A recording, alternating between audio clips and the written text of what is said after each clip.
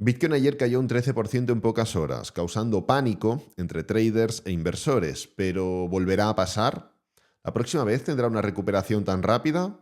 ¿O el precio de Bitcoin romperá con facilidad durante los próximos días los máximos históricos? En el vídeo de hoy voy a hacer un análisis de la última hora de Bitcoin. Responderé a estas tres preguntas. Te explicaré qué están haciendo los holders a largo plazo y comentaré qué está pasando con el USDT y su relación con el mercado de criptomonedas. Bueno, ahora vendremos a analizar esta métrica de aquí, ya que podemos sacar conclusiones más que interesantes, pero primero quiero tratar la última hora de Bitcoin, y es que ayer, durante la sesión, se formó una caída desde el punto máximo al que habíamos llegado hasta el punto mínimo de un 13-14% aproximadamente. Esto, evidentemente, generó pánico, caos y confusión entre traders e inversores que, independientemente y en vez de fijarse y centrarse en la tendencia a largo plazo, que es literalmente en lo que tenemos que estar focalizándonos, se focalizaron exclusivamente en lo que estaba pasando en una zona de máximos. Como ya hemos comentado anteriormente, cuando hay un nivel de resistencia, la definición de resistencia es que, y prácticamente hablando, hay personas que se oponen a la dirección principal. Y me explico, el precio está subiendo. Si no hubiera gente que se quiere poner corto por algún motivo en un nivel concreto, no habría resistencia. Entonces, como se ha detectado a través de dos puntos claramente marcados que el precio ha reaccionado de forma negativa, entendiendo negativa por movimiento a la baja en estos niveles, hay muchas personas, muchos traders que por sus estrategias, porque han comprado abajo y quieren vender arriba, por lo que sea, se oponen y marcan señales de venta a mercado. En ese punto se forma y se confirma la resistencia y se generan escenarios de volatilidad como este que tuvimos durante el día de ayer. Si ponemos el volumen, podemos sacar conclusiones interesantes, ya que el volumen es bastante revelador en este tipo de situaciones, porque en un momento donde el volumen es elevado, ¿qué implica? Que hay muchas personas comprando y muchas personas vendiendo. Si el volumen es elevado y el precio tiende al alza, significa que hay más personas comprando que vendiendo. Si el volumen es elevado y el precio tiende a la baja, significa que hay más personas vendiendo que comprando. Si el volumen es elevado y el precio ni sube ni baja, significa que se está librando una batalla importante entre gente poniéndose corta y gente poniéndose larga.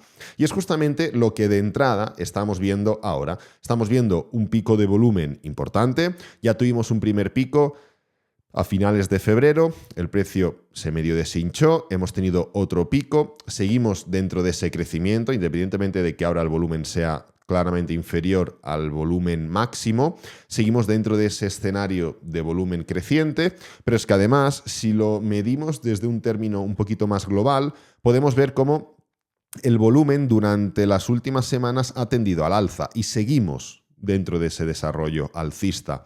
Volumen alcista, precio alcista, con lo cual, independientemente de que se formen grandes picos de volatilidad por la batalla que hemos comentado debido al nivel en el que nos encontramos, el precio y el volumen siguen convergiendo hacia la misma dirección. ¿A qué me refiero con esto? Me refiero a que, independientemente de lo que veremos a continuación, el tema del USDT es importantísimo, el tema de los holders a largo plazo y holders a corto plazo es importantísimo. La estructura actual y el movimiento alcista que estamos viendo es sano y fuerte. Ya hablamos del patrón de continuación que estábamos formando durante las últimas semanas de febrero, la ruptura alcista que tuvimos, y justamente esto nos llevó a esa zona directa de resistencia y máximos históricos, y aquí es donde ha empezado la volatilidad. Desconozco el motivo por el cual hay gente preocupándose. La gente que debería preocuparse, y lo dije creo que en el vídeo de ayer, es la gente que no está en el mercado. La gente que ha hecho los deberes, la gente que ha aprovechado las caídas, la gente que ha aprovechado este movimiento bajista para acumular, para comportarse como personas serias y responsables, ya está posicionada. No tiene que preocuparse. ¿Qué más da lo que haga Bitcoin desde aquí? ¿Qué más da si cae un 14%? ¿Qué más da si cae un 30%? Es que nos tiene que dar literalmente igual. Pase lo que pase, la estructura va a seguir siendo sólida, obvio, hay ciertos niveles, hay ciertos puntos en los cuales técnicamente hablando empiezan a deshacerse esas estructuras, pero la tendencia en gráfico semanal ha sido tan grande que el principio del impulso son los 24.900, 25.000. Quiero decir, si queremos regirnos por las bases de la acción del precio y del análisis técnico, hay ciertos niveles, el precio puede corregir hasta 1/3, la mitad o 2/3 y que no haya pasado nada. Y voy a poner números encima de la mesa. Por ejemplo, voy a hacerlo un poquito más grueso, simplemente utilizando Fibonacci, una herramienta más que útil y práctica para no tener que pensar ni tener que estar valorando y analizando niveles. Si nos ceñimos a Fibonacci y a las bases de la acción del precio, que es a través de lo cual la mayoría de personas se enfocan en el mercado, Bitcoin, técnicamente hablando, puede caer hasta los 37.000 y que no haya ningún cambio de tendencia. Y esto, desde los niveles máximos hasta esa zona de los 37.000, sería un 46%. Quiero decir, estamos hablando de que podemos caer un 46% y seguir con una misma estructura de impulso, pullback y continuación. Ya hablamos de la relevancia que sería el hecho de rechazar estos niveles de resistencia por tercera vez, del mismo modo que lo hizo el oro y entró en una especie de bucle o espiral no demasiado positiva, referente al nivel de los 2000 aproximadamente. Ahora ya lo está rompiendo, ya hablaremos de ello más adelante, pero es cierto que el oro entró en una especie de bucle en el que, pues bueno, se hizo no un meme, pero sí que es verdad que es una zona altamente conflictiva, los 2000 en el oro, y eso fue a raíz de rechazarlo durante 3 ocasiones y ya pues a la cuarta fue prácticamente imposible que se formara esa ruptura. Pero más allá de esto, a lo que voy es que el hecho de que el corto plazo nos esté marcando caídas, volatilidad o lo que sea, no tiene que afectar ni afecta a la estructura general y sólida que tienen otras temporalidades. En gráfico de 4 horas podríamos iniciar una tendencia bajista. De hecho, durante el día de ayer justamente testeamos los 60.000, 61.000, esta zona de mínimos anteriores, y el precio la mantuvo bastante bien, pero aún no hemos roto el máximo anterior. Todo lo que no sea ahora romper el máximo anterior implica una clara alteración en la tendencia. Quiero decir, podemos hacer esto y que en 4 horas empiece a formarse un movimiento bajista y que en gráfico semanal de momento no haya nada, porque para que haya ese cambio de dirección o ese cambio de tendencia en gráfico semanal, como digo, tienen que ocurrir cosas más graves y más duraderas. Entonces, esto, la realidad es que quería empezar el vídeo como explicando que no hay ningún motivo por el cual deberíamos pensar o suponer o asustarnos o tener miedo referente a lo que puede pasar con Bitcoin, porque los números están ahí, la estructura está ahí y las bases de la acción del precio está ahí. Pero es cierto que si vamos a USDT.D, podemos darnos cuenta que actualmente la dominancia del USDT está en esta zona de soporte. Hemos estado hablando muchas veces de este nivel de soporte, hemos hablado mucho de que podíamos atacarlo sin ningún problema, incluso estuvimos analizando el cambio de tendencia a través de un doble techo, la ruptura que se estaba iniciando, etcétera, etcétera, y ya estamos en este punto. El tema es, ¿qué pasa en este punto? ¿Por qué hay estas líneas marcadas? Bueno, simplemente si ponemos encima de la mesa un gráfico de Bitcoin con una nueva escala de precios y lo vamos a poner logarítmico para que se vea bien, justamente el momento en el que la dominancia del USDT alcanza esta zona de soporte diagonal, ¿qué pasa con Bitcoin? Año 2019, inició un movimiento bajista. Año 2020, inició un movimiento bajista. Año 2021, inició un movimiento bajista. Año 2021, un poquito más tarde, inició un mercado bajista. Nuevamente, año 2024, volvemos a estar en esa zona. Obvio, hemos hablado de muchos datos, muchas estadísticas que se han cumplido hasta la fecha y que este mercado alcista no las ha cumplido. Pero cuando te dedicas a invertir, cuando te dedicas a operar, lo que haces es ir a favor de la probabilidad. Y el hecho de que las últimas probabilidades no se hayan dado como la probabilidad marca, que por eso está ahí la definición de probabilidad, no implica que las siguientes probabilidades no tengan que darse, todo lo contrario. Si tú estás jugando a cara o cruz y tiras la moneda al aire, la probabilidad es del 50%.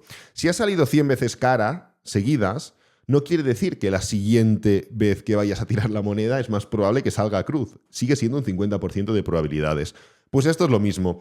Nosotros tenemos unas probabilidades, unas estadísticas, unos comportamientos, unos patrones, que por eso podemos predecir qué va a pasar durante las próximas semanas, meses, minutos o segundos. Y lo que tenemos que hacer siempre es ir a favor de las mismas. Y por mucho que el año pasado debería haber sido mitad alcista, mitad bajista, no lo ha sido. Por mucho que los principios de los años halving son bajistas, no lo han sido. Por mucho que no hemos llegado a tocar ciertas bandas de regresión, por mucho que no hemos llegado a contactar con ciertos niveles, por mucho que lo que quieras, esto es una nueva tirada de cara o cruz. Hablando mal, evidentemente. Y hasta ahora, todas las veces que USDT o la dominancia del USDT ha llegado a esta zona de soporte, primero hemos contactado con esa zona y a la semana, semana y media, el precio de Bitcoin ha iniciado un movimiento a la baja. Y esto es así. Y no podemos obviarlo. ¿Cómo encaja esto con lo que he comentado anteriormente? Pues encaja del siguiente modo. Independientemente de, esto lo voy a quitar y vamos a volver a Bitcoin, independientemente de la volatilidad a corto plazo que se forme, nosotros no nos podemos dejar llevar ni por la volatilidad ni por el corto plazo. La volatilidad es simplemente eso, volatilidad. No tiene afectación hasta que no hay cambio. Y no hay cambio hasta que no hay una estructura diferente. Y hasta ahora, en todas las temporalidades, 4 horas, diaria, semanal y evidentemente mensual, la estructura es intacta. No se ha cambiado. Así que vamos a olvidarnos de esa volatilidad, vamos a dejar de comportarnos como personas principiantes, como personas que no tienen experiencia, como personas excesivamente emocionales, y vamos a comportarnos como se comporta un inversor y como se comporta un trader, que es analizando lo que está pasando y tratando el comportamiento de forma objetiva. Que no tengamos que hacerle caso a la mera volatilidad significa que no podamos formar ese movimiento bajista o que no pueda darse eso que hemos comentado respecto a la dominancia del USDT. No quiere decir que sean elementos divergentes, pero hasta que no se inicie una volatilidad que altere la dirección de la tendencia en alguna temporalidad, no podemos presuponer que el precio va a iniciar un movimiento o va a iniciar el otro. Ahora bien, ¿qué está pasando en el trasfondo de todo esto? Porque es cierto que los dos primeros comentarios que he hecho no tienen sentido sin esto que voy a comentar ahora, y esto que voy a comentar ahora no tiene sentido sin los comentarios anteriores. Pues aquí tenemos una métrica llamada Bitcoin Hold Waves o Hodled Waves.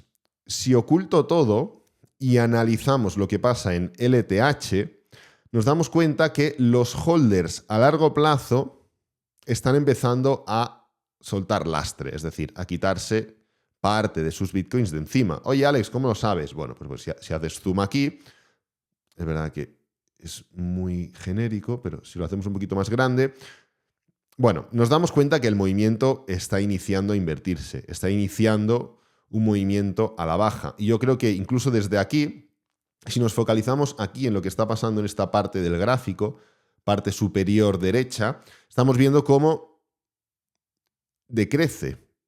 Los gráficos, cada uno de estas especies de estas olas que indican holders en diferentes temporalidades de tiempo, 10 años, 8 años, 7 años, 6, 5, etcétera, etcétera, están empezando a caer. Oye, ¿y por qué están empezando a caer? ¿Dónde están yendo esos bitcoins? ¿Qué está pasando con los bitcoins de estas personas que se los están quitando de encima? Pues si hacemos un poquito de zoom out para verlo bien, ahí lo tenemos, y ponemos, lo voy a ocultar todo, y ponemos STH, los holders a corto plazo, nos damos cuenta que están formando un movimiento inverso. ¿Por qué? Pues porque estos gráficos están subiendo. Voy a quitar el cursor. Si nos fijamos abajo a la derecha, estamos viendo cómo los holders a corto plazo están incrementando la cantidad de bitcoins dentro de sus billeteras. Es decir, los holders a largo plazo están empezando a venderle sus bitcoins a los holders a corto plazo.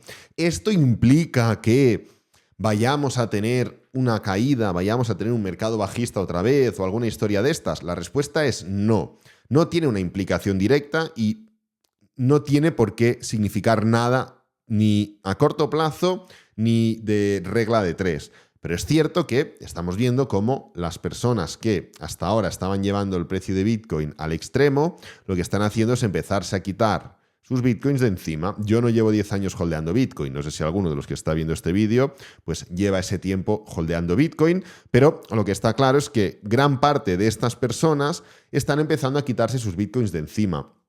¿Esto es algo que debería preocuparnos? No, simplemente es una herramienta que tenemos que tener presente, por ejemplo, En el año 2015-2016, fijaros cómo estas grandes manos empezaron, bueno, no tiene que ser grandes manos, son personas simplemente que están alargando o holdeando sus bitcoins a largo plazo.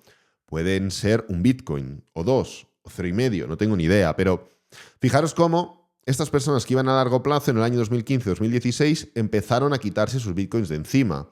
Y el mercado justamente estaba iniciando ese gran movimiento ascendente.